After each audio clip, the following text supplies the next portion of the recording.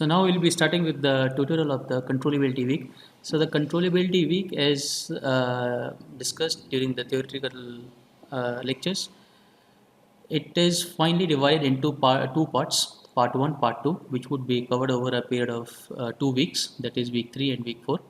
And today we'll carry out the tutorial for the part 1, and second part would deal with the tutorial in controllability, part 2, covering the rest of the lecture slides. So this is the outline for the tutorial problems. So the problems which we would see today would consist of the controllability tests from the lecture slides 21 and 20 and 43. We would also have the control input design, the reachability for the discrete time and the time varying systems. One practical example is considered in problem number 6, which is the hot air balloon. Then the rest we do with the controllability check under different conditions, and also the rank equivalence condition. So this problem 1 deals with, given the matrices A and B in the linear time invariant system, which obviously was obtained by linearizing some nonlinear equations of motions of an orbiting satellite around some steady state solution. So 4 states have been identified, x1 to x4, with their physical significance in the nonlinear equations. We have two inputs, u, which is divided into u1 and u2, where u1 is the radial thrust and u2 is the tangential thrust. So the first part of the problem is we want to test whether the system is controllable or not. Second part is quite interesting in the sense that we want to ensure the controllability of the system under one of the inputs. Say for example, if u1, which is the radial thrust, if the radial thrust, we have lost complete control over the radial thrust, so can we say that the system is still controllable by using only the control signal u2, and vice versa. So this problem was taken from the book Ensaklis, the problem 3.2. So this book was also put into the one of the references books. So if you want to go through other problems, you can take a look at it. So let's see. So from slide number 43, from the lecture slide, we know that this LTI system is controllable if the controllability matrix is of full rank, right? So this is a pretty much standard test because we are already provided with the A and B matrices. So we can compute the, first of all, the controllability matrix and then its rank. So since the dimension of the A matrix is 4 cross 4, this would be your controllability matrix, and if we compute the rank of this matrix, you would see that it is equal to 4, which is equal to the dimension of the state space system.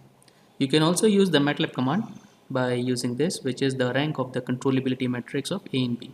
So CTRB is the function, is the inbuilt function in MATLAB, which you can use to compute the controllability matrix given the matrices A and B.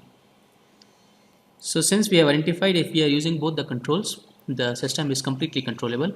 Now we want to test if the first input fails, meaning to say if u1 is completely equal to 0, then if you pay attention to the B matrix, so this B vector is corresponding to u1 and this one is corresponding to u2. So if u1 fails, then we would have the, or we can label this as b1 and b2. So our B matrix is basically two column vectors b1 and b2. Okay. Now if u1 fails, then we don't have access to b1, but we have access to b2. Similarly, if u2 fails, then we have the access to b1 instead of b2.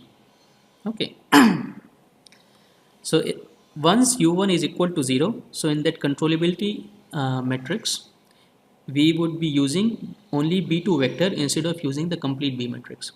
So similarly, we compute the controllability matrix and then we compute the rank. And you can also compute by yourself that the rank of this matrix is equal to 4, meaning to say that even if u1 fails, that you still you still have the power to control the system by using only the u2 signal. Now, if the other input fails, so we compute the controllability matrix and we see that the rank is less than 4, meaning to say if u2 fails, then you cannot completely control the system by using only the input u1. Okay.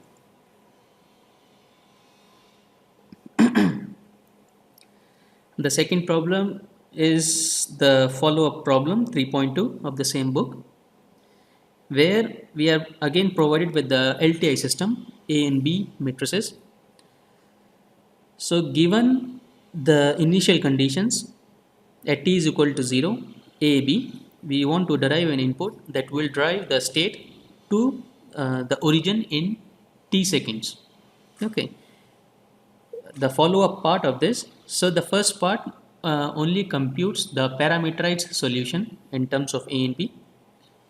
The second part, this a and b is taken as 5 and minus 5, and we do a further analysis by uh, computing that how the input and state trajectory would behave if we specify three different values of capital T, that is 1, 2 and 5, and how do the trajectory appear after. So this is pretty much important part, the last part, because by solving this problem we would also come to one conclusion which we have also discussed during the lecture slides, that controllability is not in fact equal to the to ensure that the system would be stable, because we here the idea is we want to find a control input that can take a non-zero initial condition to zero initial condition, but it would stay there for the rest of the time. It is not mandatory.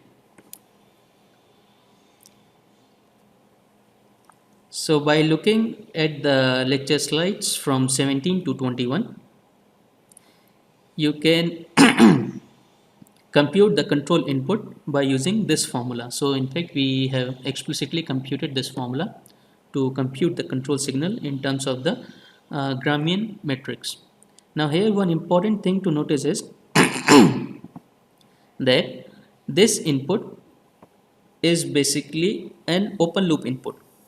Open loop input in the sense, say let's say we have a plant which interacts with the input output signal as u and y, and one internal state variable is x.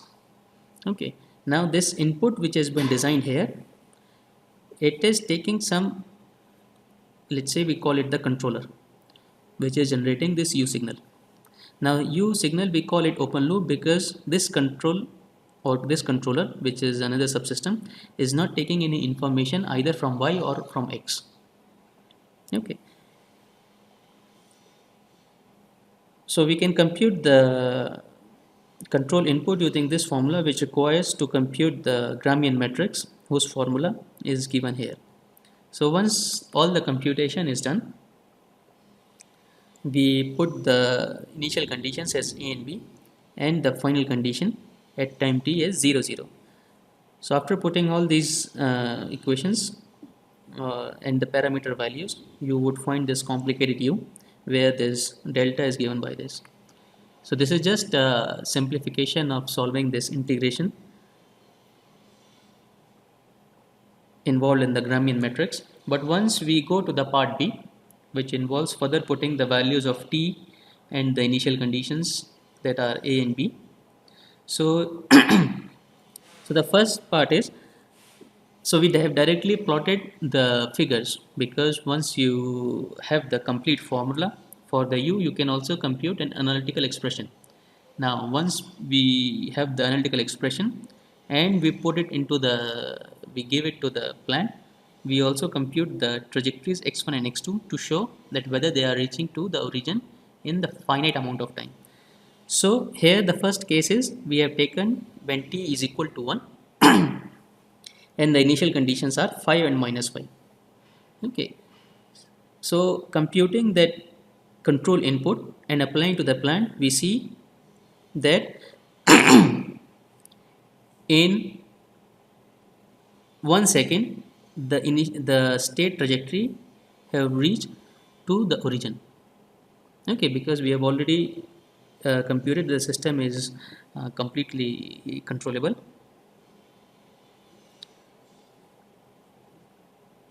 Now if we see at t is equal to 2, this is the input signal which you are seeing in the dark blue, and again starting from the initial conditions we reach to the origin in 2 time seconds.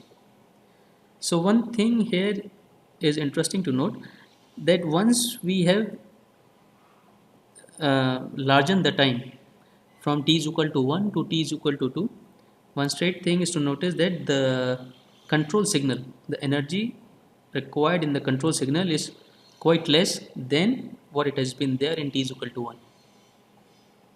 We will also do some computation or to quantify the amount of energy used in the control signal. Similarly, if we compute for t is equal to 5, again starting from minus 5 and 5, we reach to the origin in 5 time seconds, where the control signal is now given by this. So since the system was controllable, these trajectories only shows that how the control and the state trajectories behave whenever we want to see that the initial conditions are reaching to the origin in certain amount of time. But the interesting point here to see that what would happen if we want to simulate the same system beyond t is equal to 1. So up to t is equal to 1, we had seen that it has reached to 0. But if we keep applying the same input, what we had computed, you would see that the system basically reaches to infinity. It is not necessary that it will stay at 0. Now, if the state trajectories are staying at 0 until, t tends to infinity, then it means that the system is a stable system. So this trajectory is for t is equal to 2. Now if we see beyond 2, again we notice that the system is exploding towards to infinity. Similarly, these trajectories are at t is equal to 5, and after 5 reaching to 0, they can take any path. Although the system was unstable, that's why for the same control input what we had computed, the trajectories are reaching towards to infinity. So you can also compute the energies of the input signal. This you can also visualize by the amount of efforts the actuator has to put into to steer the trajectories from non-zero initial condition to zero initial condition. So if the time we have taken is less, meaning to say that the control input has to be act quite fast in comparison to if we want the system to be a bit slower, right?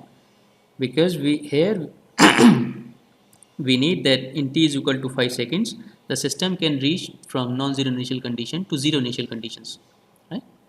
Which means that it would take more time and the control actions would be slow. This is also the reason that the energy for t is equal to 5 is way less than what energy is required at t is equal to 1. Okay.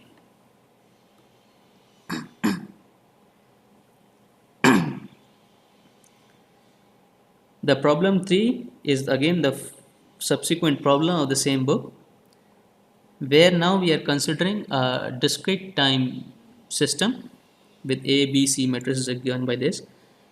So the first part of the problem is we want to know whether x1, which is given by this, is reachable. If you recall the definition of the reachability, that from the zero initial condition we want to reach to some non-zero initial condition, and here we have specified that conditions. So starting from the origin, we want to determine that whether there exists any control input such that we can reach to this x1 at t1. So if yes, what is the minimum number of steps required to transfer the state from the zero state to x1? Since this is a discrete time system, we can compute the number of steps also, and what inputs do you need. right? And the second part is determine all the states that are reachable. Third is a separate problem which we will come on to later. So first we'll discuss the part A and part B of this problem. So if you recall from the lecture slides number 28 to 29, you can directly use the controllability test as a rank test to determine whether the system is controllable or not. But at the same time, you need to recall that for the continuous time system, the concept of reachability and controllability coincides, but for the discrete time system, it may coincide or it may not. So first of all, we compute the controllability matrix, which is given by this one by using the standard formula which we had seen in the problem 1. And computing the rank of this controllability matrix, we find that it is a rank deficient matrix because it is not of rank 3. Now, if we want to test whether this state at t is equal to t1 is reachable, meaning to say that this x1 should belong to the image of this controllability matrix, and to say this, that there should be some eta vector such that this equation is satisfied. So if we are able to find, if we put this x1 which is given here, we have the controllability matrix with us. Now if we are able to find that eta vector, then this state is reachable. Now one straight way to compute this eta would be possible if we compute directly this one, but we cannot take the inverse of the controllability matrix because it is a rank deficient matrix. It is non-singular, sorry, it is singular matrix. So by computing ad hocly this or searching for this eta, we find that for this specific eta, which is -130, we see that this equation is satisfied, meaning to say x is c eta, where eta is now given by this, meaning to say that this x1 belongs to the image of the controllability matrix. Okay, so this state is reachable. Now since the rank of 2, we could also say that x1 would also again belong to BAB, because this part is B, this is AB, and this is A square B. Now if the rank is 2, we can only take this part, the rank of this sub matrix, let's say, would also be 2. So for doing the computation of that, how many number of steps are required and what are the values of those steps of the control signal, we would parameterize the solution of the discrete time system. Since it's a discrete time system, we can write it as in algebraic equations. So starting from k is equal to 0, we write x1 is equal to ax0 plus bu0, where x1 is now given by this. Similarly, x2 would be ax1, where x1 has been computed over here, plus bu1. So we can again parameterize x2 in terms of u0 and u1.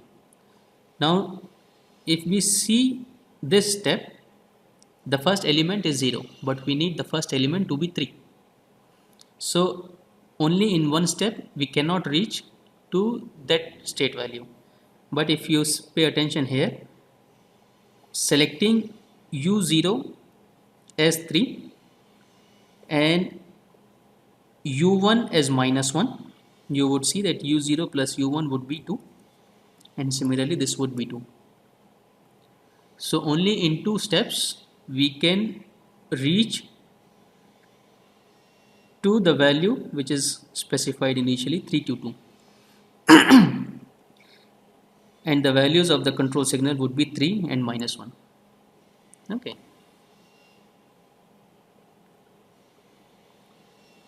So going back to part 3, here another discrete time system has been chosen with different AB matrices and also the dimension of the system. We want to comment on the reachability and controllability subspaces. Now at the same time we also need to comment upon that whether both the concepts are equal for this state space system or not.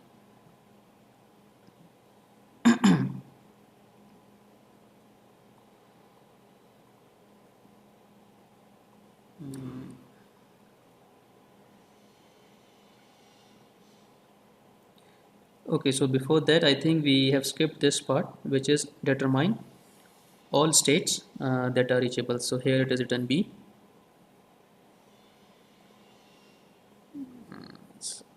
and so it should be B. So you can compute the basis for the reachability subspace, which is given by the range space of this controllability matrix. And this basis you can select so that these two vectors are linearly independent vectors. Now there could be any two linearly independent vectors which you can choose as a basis, and then writing x for those AB, you could find all the combinations of x. Now choosing this as a basis, which are basically the first two, the first one is the 0 1 1 element, and another we have chosen such that it becomes linearly independent with the first vector. So substituting this here, we see that all those x's which are having this arrangement BAA will be reachable. Now also there, all the elementary operations you could perform over these elements would also be reachable, because they will form another basis of the same space of the controllable, range space of the controllability matrix.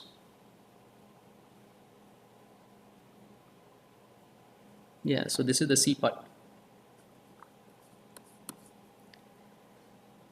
So if you compute the controllability matrix for the matrices given here by this A and B, we want to comment on the reachability and the controllability subspaces, which you can do by computing the rank of the controllability matrix.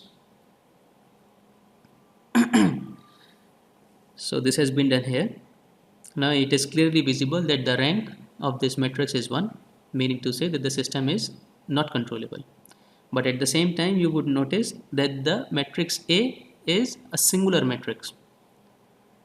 And we, if you recall from the lecture slide, we have said that the reachable space is basically a subset of the controllable subspace. So it means you can find some input which can still transfer the state from x0 given from A and B to the origin, right? And the system is controllable to the origin, but it is not reachable. Okay.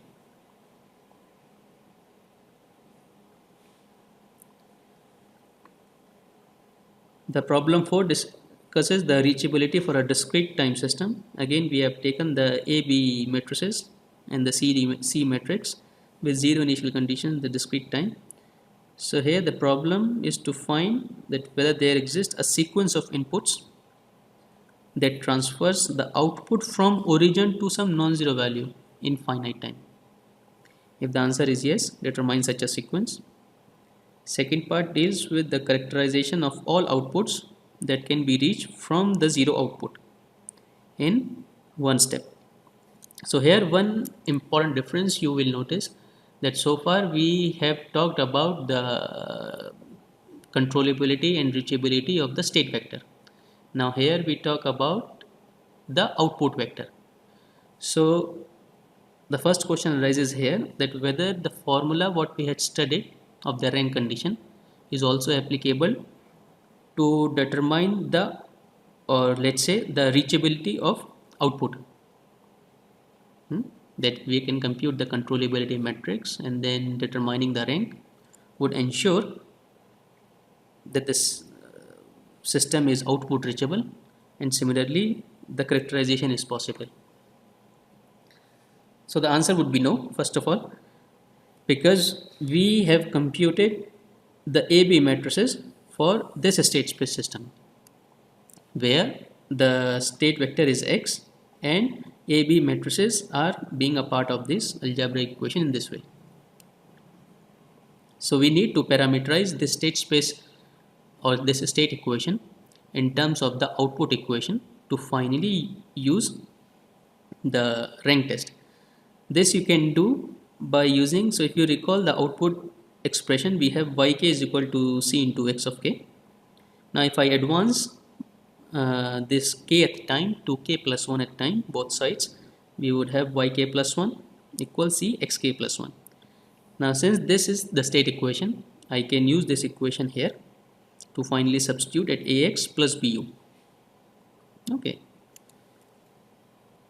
Now from here, if my C is a non-singular matrix, I can write xk as C inverse yk, and cbuk would stay as it is. So this part would be my a bar and this part would be my b bar. And now I can replace my y by y, which is an output variable, by let's say some x bar. So this would become x bar k plus 1 a bar x of k plus b bar u of k. Now this equation become almost similar to the state equation what we have been seeing from the beginning. So using these matrices a bar and b bar, I can compute the rank of the controllability matrix, which would be given by CB. If I substitute this b bar and a bar is this part CAC inverse and b bar is CB. So the controllability matrix, to test whether my output is reachable or not, this matrix would become CB and CAB. So I need to check the rank. And computing the rank, we noted that it is a full rank matrix, meaning to say that the system is reachable and the required input exists.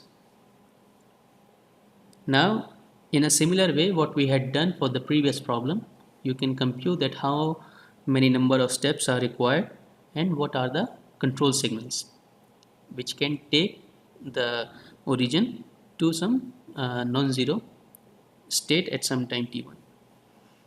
So the required input we have computed as u0 is equal to -1 and u1 is equal to 2 would take you to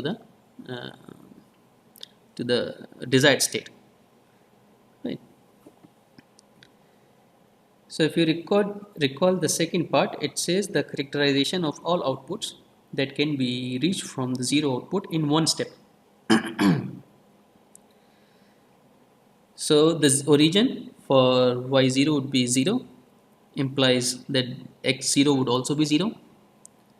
Therefore, if we want to reach in one time steps, I would write y1 is equal to c of x1 and c and x1 is given by bu0, because if you see this equation, I just substitute directly k is equal to 0. Now k is equal to 0, we have x0 is equal to 0 and u0 would come as it is, because u0 would become a parameter. So simplifying the CB matrix, we would have 1, 2 and some parameter u0. Now for any u0, this is the y which we can reach from the origin in one time step. So if we choose u0 is equal to 1, then y1 would become 1 and 2 respectively. Okay.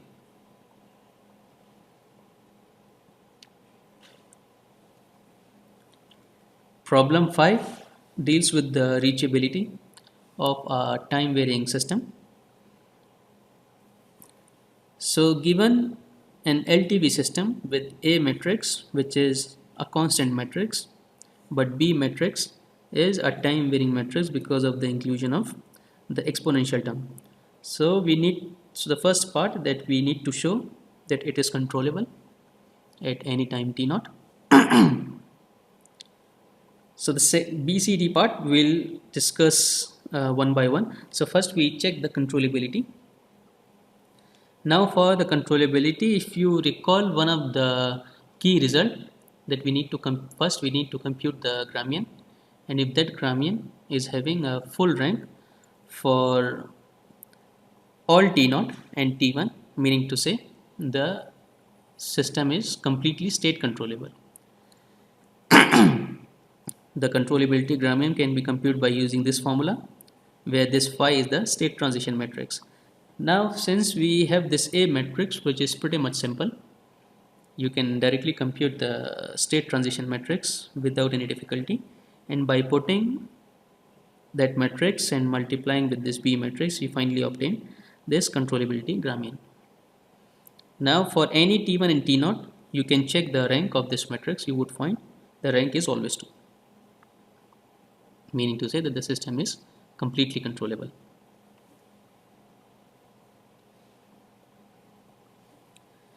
The part B of this problem is that suppose we are interested only in x2. So we discard the first equation and we consider that x2 dot is equal to x2 plus e to the power minus t into ut. So the problem is that is it possible to determine ut so that the state x2 is transferred from x to 0 to the 0 state at some time t is equal to t1, where x2 of t1 is 0 and then stay there, right? So if you recall the previous problem, when we computed the control input, we have ensured that during that time the states would reach towards to 0, but it was not possible to guarantee that the states will stay at 0. But here we need to design a control input and ensure that once it reaches to the origin, the state, it would stay at 0 afterwards. Okay. So if the answer is yes, find such a u of t. So let's see.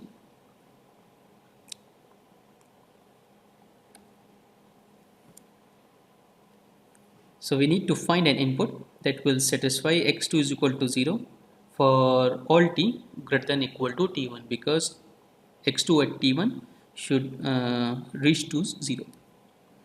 Now if you see the solution of only this state equation, we can express the solution in this way, where the state transition matrix would be an exponential term because of the non-dependence of the A matrix on time t.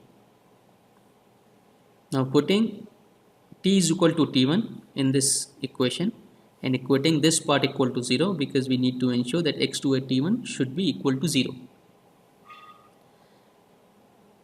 So for that we require that the right hand side should also be equal to 0, and once it reaches to 0, if we are not supplying any input to the plant after that time t1, we could ensure that it would always stay at 0. Okay, so let's see. So first of all, we define some input which is given by e to the power 2t into at plus b for all time between t0 and t1. With this input, first of all, we need to show that it reaches to that x2 at t1 is equal to 0 at time t1, and afterwards x2 should be equal to 0. Okay. So this required two equations to be solved. So the first one we have obtained from here. We just need to substitute ut into this expression which we have specified here, and since this computation is between t0 to t1, we would use this ut. Now the second part, that ut should be equal to 0 for t greater than equal to t1, which would happen if at1 plus b is also equal to 0. Now we have two unknowns and two equations. Solving, and these are the linear equations, so solving these two equations, we obtain a as this and b is this. Substituting this a and b into this u, we finally obtain this control input, which ensures that the state of the system would reach to 0 and would stay there afterwards. This you can also visualize in these simulations, that we have specified t0 as equal to 1 and x0, which is x at t0 is equal to 5, and we have chosen our time window t1 is equal to 2. Okay, so we need to ensure that starting from t0 the state should reach to 0 by time t1, and afterwards it should stay at 0. Okay, so supplying the same control input what we had computed, you would notice that the desired objectives have been achieved.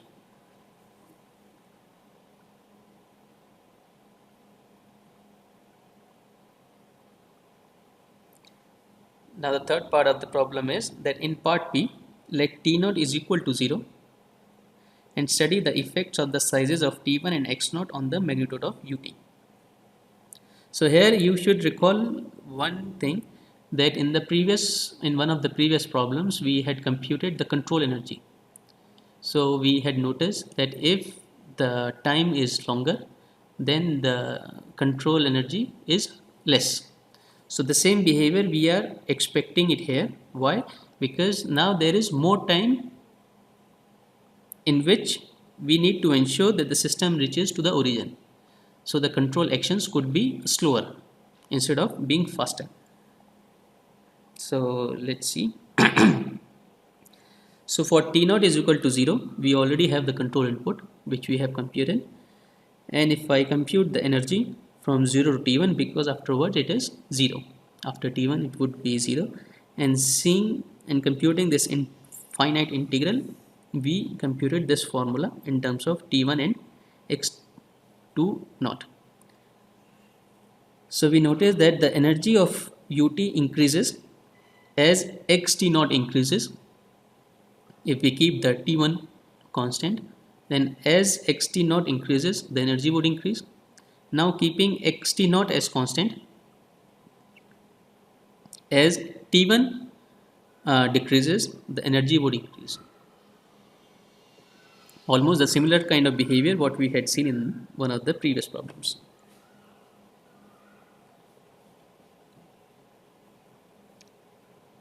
Part D, that for the system in B, that is considering only the second state equation, determine if possible a u of t so that the state is transferred from xt0 to x21 and then stay there. So now this is a more generic formula which we are looking for, because in part B we need to ensure that x2 at t1 should reach to the origin, but in the part D x2 of t1 could be anything, right? It could be 0 also. So whatever the results we are going to obtain in part D would also be applicable to part B directly.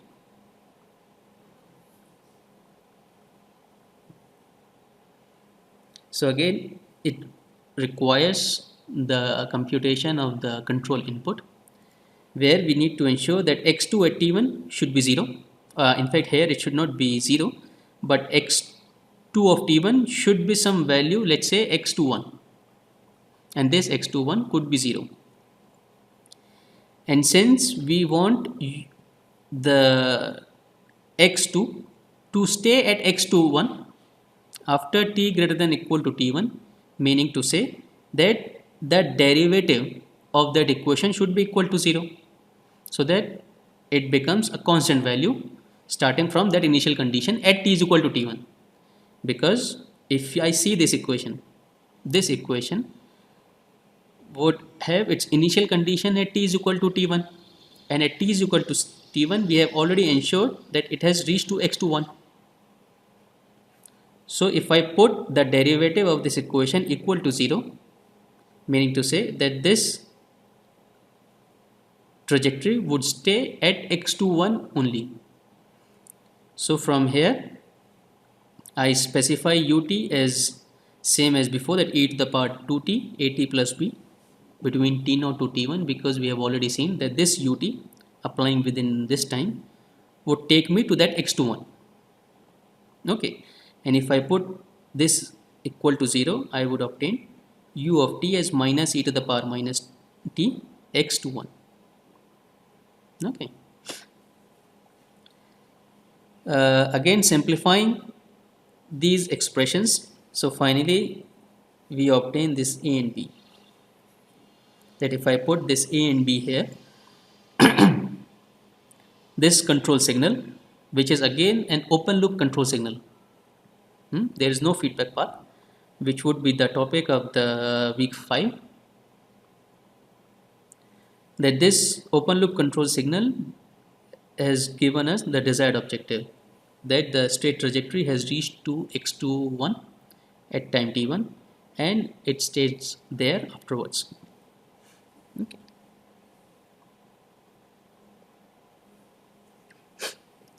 The problem 6 is a hot air balloon where the approximate equations of motions are given.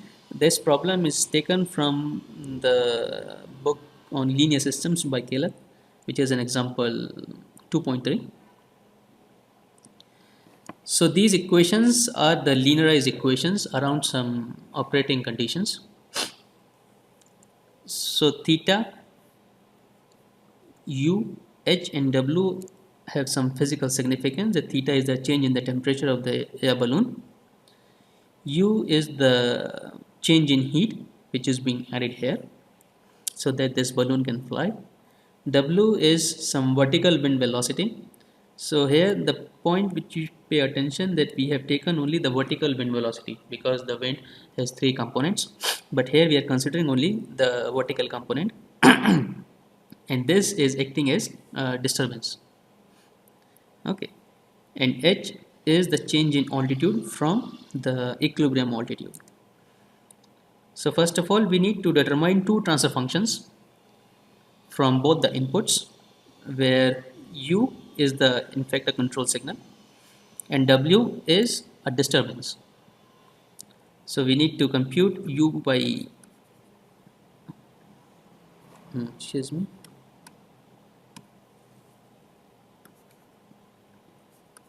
H by U of S, one transfer function, another transfer function is H by W. And the second part of the problem is that we need to ensure we need to determine the controllability from both the individual inputs U and W. Right.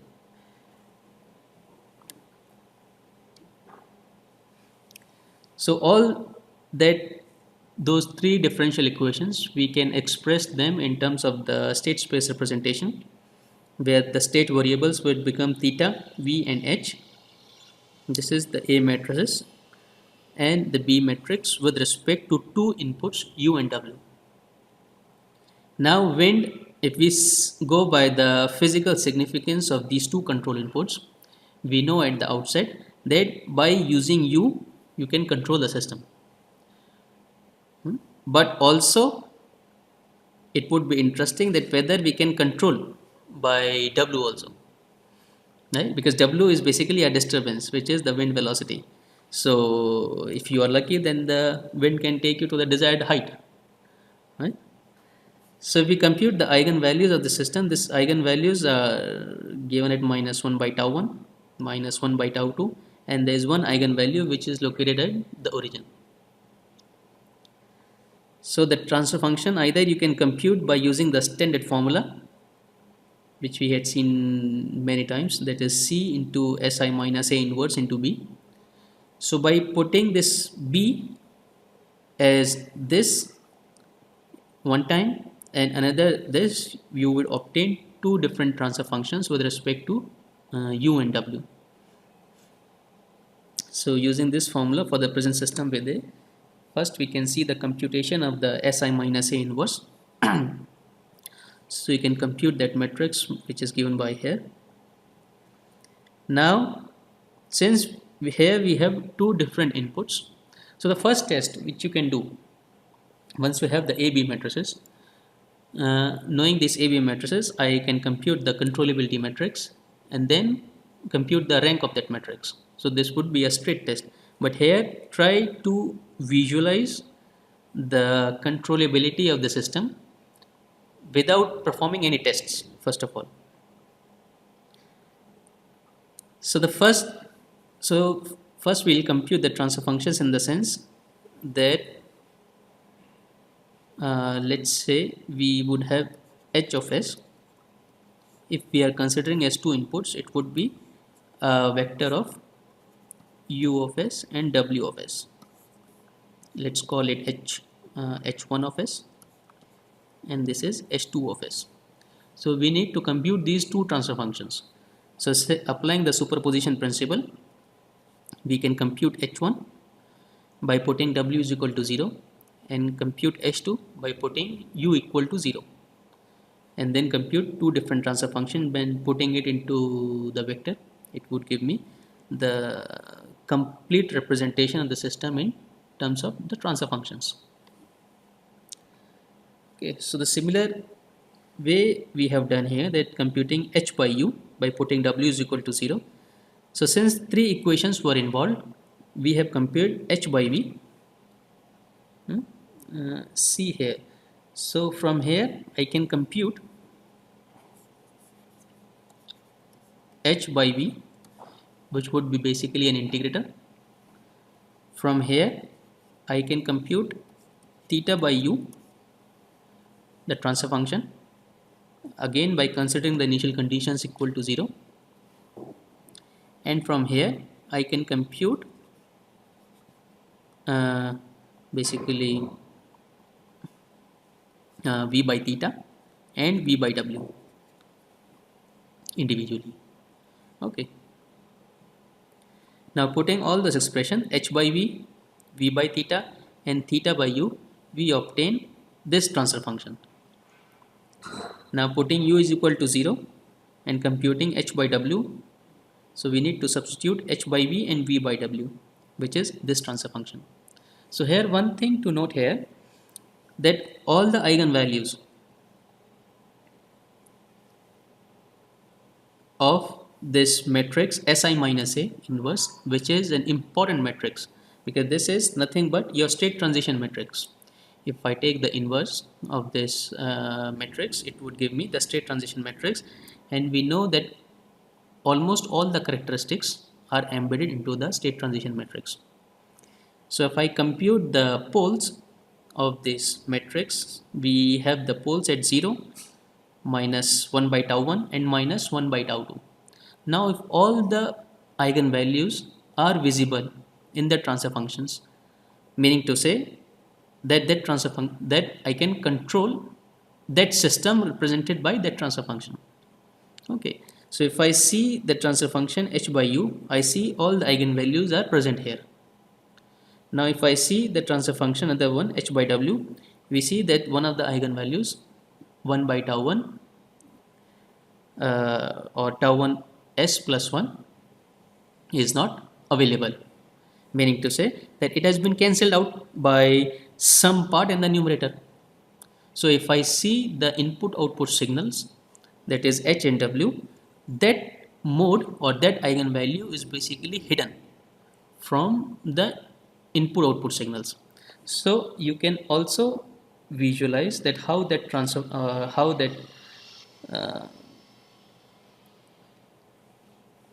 eigenvalue has been cancelled out. Say for example, let's write this equations.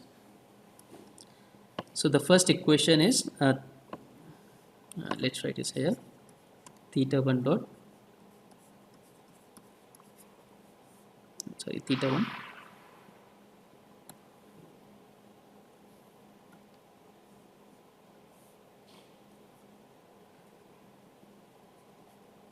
plus u. Another one we have h dot is equal to v,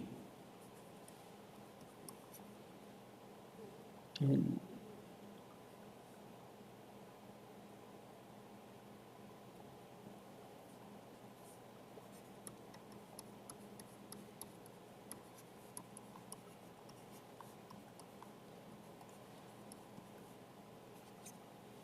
w. I think we have written correctly. So 1 by minus 1 by tau 2 v sigma theta plus 1 by tau 2. So this should be 1 plus tau 2. Okay. So now from here we need to compute the transfer function h by w of s by putting u is equal to 0. Okay. So if I see this equation, so this one is pretty much standard. If you take the Laplace transform both sides, it is nothing but an integrator. So we would have h by v of s is 1 by s. Now if I substitute, when I substitute u is equal to 0 in this equation, I would have theta dot is equal to minus 1 by tau 1 theta, and taking the Laplace transform, I would get s plus 1 by tau 1 theta equals 0, because u is taken as equal to 0. Now coming back to the third equation and taking the Laplace transform, I would have s plus 1 by tau 2 v equal sigma theta plus 1 by tau 2 w. So all these variables are the function of s. So either we can use the hats symbol, which we have been using in all the demonstrations. So now we notice that s plus 1 by tau 1 into theta is equal to 0. So there could be two outcomes from here. So now if this tau 1 is positive, if this tau 1 is positive, then I can say that theta would definitely be equal to 0. But if I do not substitute, or if I do not assume anything on the positivity or negativity of this tau 1, then because if tau 1 is on the, or if this eigenvalue is on the right hand side, then it is no longer possible that theta would approach towards 0. But if the eigenvalue or the root of this part is on the left hand side, then theta would definitely be equal to 0. So without making any assumptions and knowing this fact, so we multiply the whole equation by s plus 1 by tau 1. Okay, so here I would have s plus 1 by tau 1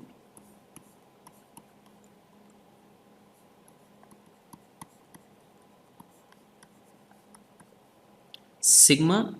The sigma is a scalar, so s plus 1 by tau 1 into theta would become equal to 0, and here I would have s plus 1 over tau 1 tau 2 tau. Okay, now computing the transfer function from here, or v by w, as we would have s plus 1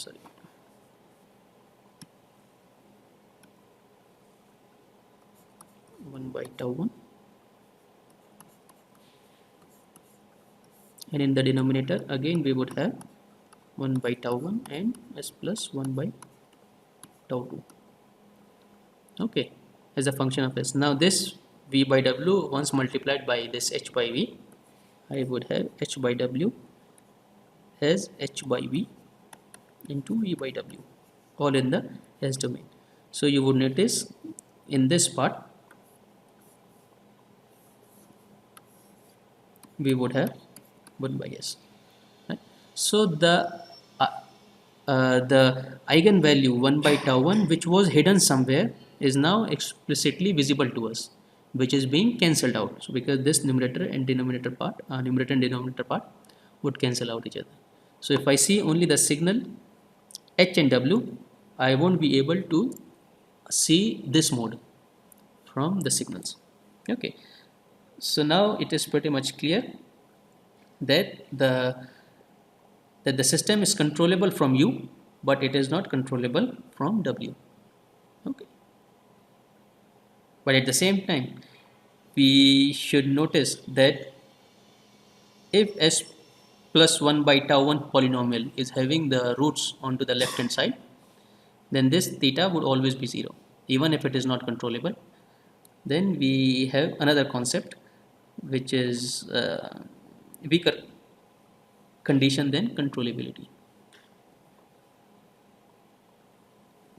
Okay, the problem 7 is that, is it true that the rank of this matrix equals the rank of this matrix, and if not, under what condition will it be true? So this problem is taken from the book by C.T. Chain and problem 6.3. So if you pay a close attention to this matrix, you would notice that there is nothing but a controllability matrix. Now if I multiply by A matrix, the whole controllability matrix, I would obtain this. So in one of the in one of the results, we have noticed that I can express, so this row we have used as the rank. So row means that I am interested in computing the rank of this matrix. So the rank of this matrix I can express as the rank of A and the rank of the rest of the matrix. Now if the rank of the rest of the matrix, or in fact this is the matrix of which I am interested in computing the equivalence with the previous matrix. So I can express this matrix as the multiplication of these two one. Now if A is a non-singular matrix, if A is a non-singular matrix, then I can express the rank of only this matrix, which is nothing but the matrix, the controllability matrix. Okay.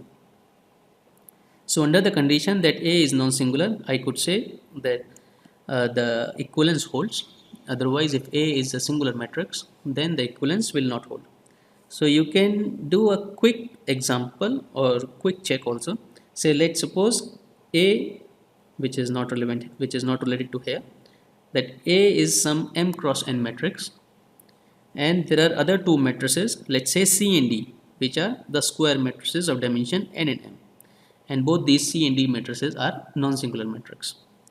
So then we would have the rank of the matrix AC would be equal to the rank of A, and it would be equal to the rank of the matrix D and A, D into A.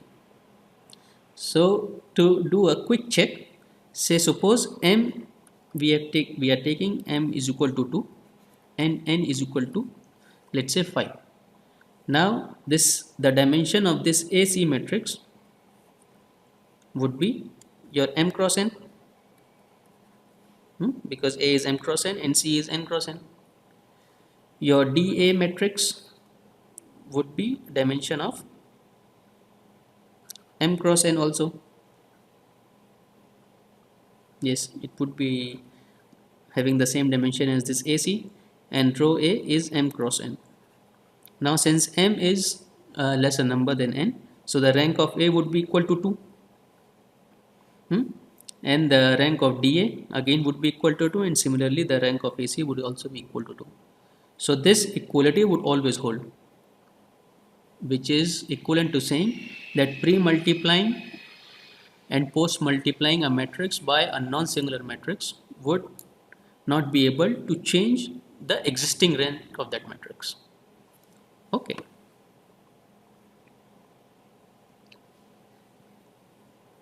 So problem 8 deals with the controllability check. So this is an important problem. In fact, this is also one of the important results, which speaks about specifying the controllability condition in terms of computing the Jordan form of the matrix. So far, if we speak about the controllability checks of an LTI system, we had studied the rank test, the PBH test, and by characterizing their spaces also, by computing their grammar. Now this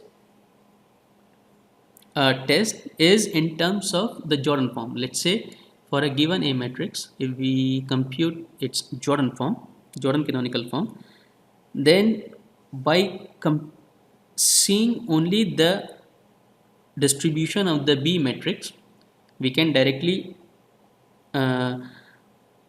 comment on the controllability of that state space system. Okay, so pay attention here. So this has been already specified in the model form. So it has one real eigenvalues, which is lambda 1, and two pairs of complex conjugate eigenvalues. So this has been expressed as in terms of the model form, because because eigenvalues occur in the complex conjugate pairs, so the eigenvalues are alpha plus minus j beta. So j beta 1, and similarly for 2. Okay, so all 5 eigenvalues are distinct. So here we need to show that the state equation is controllable if and only if B1, B11 and B21 are non-zero, or B1, B12 and B22 are non-zero. Okay, so directly by checking the condition of the B matrix, we can comment on the controllability of an LTI system once the A matrix is given into the model form. Okay, so we'll see the proof of this, but this is also one good result. So we know that the controllability is invariant under any equivalence transformation. So we can introduce a non-singular matrix transformed into Jordan form. So this matrix we have been using P, computing this P inverse, we get this. So computing this A bar, we see we have this PAP inverse which we have been seeing from the beginning. So now this matrix becomes a complex matrix. And from the beginning we know, or we knew, that there are 5 distinct eigenvalues, where 2 eigenvalues are the complex conjugate pairs and the 5th one is the real eigenvalue. So I can express all these 5 distinct eigenvalues in the form of a diagonal in the A matrix. But if I do not want to express my A matrix as a complex matrix, I can transform into a real matrix by using that model form which was already given into the question. So the A matrix does not contain any complex terms. So similarly, applying the transformation on the B matrix, we would obtain B bar. Now recall from the lecture slide number 43 that the LTI system is controllable if and only if the controllability matrix has full rank. So now on this A bar and B bar, we can apply the controllability test, that is the rank test, and from there only we would obtain the conditions on this B, the elements of the B matrix. So you would notice the state equation is controllable if and only if B1 is not equal to 0 and these two part are also not equal to 0, which is again equivalent to saying that B1 is not equal to 0 or either of the combination of the B part associated with the eigenvalues are also not equal to 0. Okay. So this is another good test to do a check on the controllability, that if it is possible to compute the model form, then by looking only at the B matrix, we can comment directly on the controllability, or you compute the rank of the controllability matrix. So this is the last problem, which again is of the controllability check, that for time invariant systems, we want to determine that the pair AB is controllable if and only if minus AB is controllable. Meaning to say that if I take a negative A matrix, then that new pair I could also say is controllable or not. Okay. Now we also need to show that is this true for time varying system, meaning to say that AT-BT pair or the controllability of AT-BT pair is equivalent to the controllability of minus AT-BT, whether this hold or not. So we need to show in the time invariant case, and we also need to show for the time varying case. Okay. So let's see. So for time invariant system, we know that the pair AB is controllable if and only if the rank of the controllability matrix is equal to n. Now assuming that A is an n cross n matrix, minus A comma B pair is controllable if and only if I form a controllability matrix of that pair, which is given by B minus AB. Here we have A square, so it becomes positive, and similarly in this way. Now again I can express this whole part as this part. where I have extracted the negative terms in terms of another matrix which is composed of the identity matrix of appropriate dimensions, and the rest this is. Now this is row is basically to compute the rank. Now if you recall the previous result, this matrix is a non-singular matrix, and this matrix is what we already know that it is controllable, so the rank of this matrix is already equal to n. And since it being the pre-multiplication and post-multiplication by a non-singular matrix does not change the rank, so the rank of this matrix would definitely be equal to the rank of the original AB pair, the controllability matrix found by the original AB pair. Okay?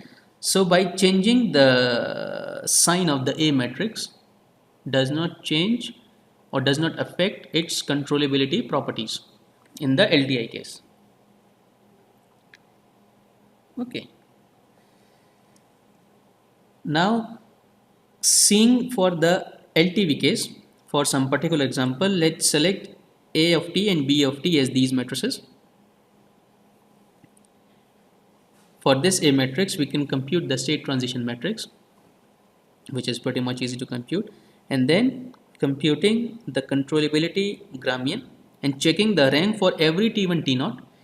We found that this pair A of t and B of t specifically given by these combination, it is not controllable at any time t.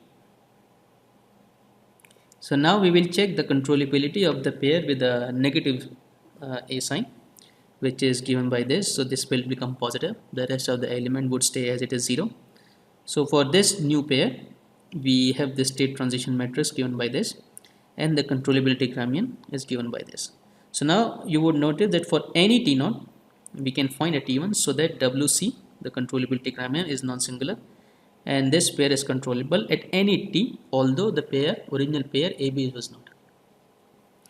So that equivalence holds for the LTI case, but that same equivalence does not hold if we are talking in the time varying case. Okay.